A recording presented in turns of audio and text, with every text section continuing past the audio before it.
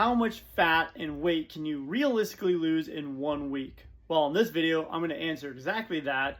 After that, I'm going to give you 3 tips on how you can maximize your weight loss each and every week so you can get the most out of your workout program. So let's go ahead and jump into it. Okay, so the most important thing to know is how many calories are actually in a pound of fat. Because if we want to lose weight, we want to lose fat. I'm assuming you don't want to lose muscle. There's 3,500 calories in 1 pound of fat. And so if we wanted to lose 1 pound of fat a week, that means we'd have to eat 500 less calories a day than our maintenance, which means we would lose 1 pound of fat in a given week.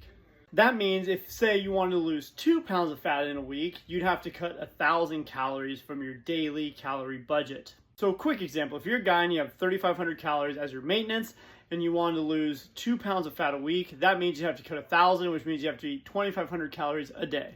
So the answer to your question is really just a simple math equation. Find out your maintenance calories and then see how many calories you can realistically cut down to lose as much fat as possible. Okay, so how can we actually maximize how much weight we're losing in a week?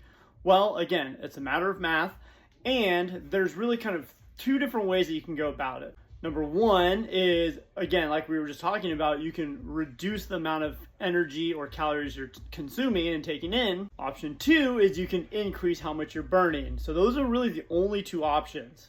So let's jump into the obvious one first, which is basically just reducing the amount of calories that we take in. So that's option number 1. We've already talked about that.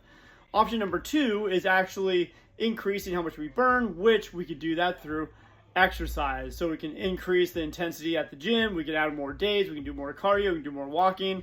Those are all different ways that we can actually burn more calories. So you can either eat less calories or burn more calories. And then the third principle and the third tip that you could use is supplementation. Supplements are not the end all be all, but if we can use supplements to help us increase how many calories we're burning, then that's going to help us to build a bigger gap.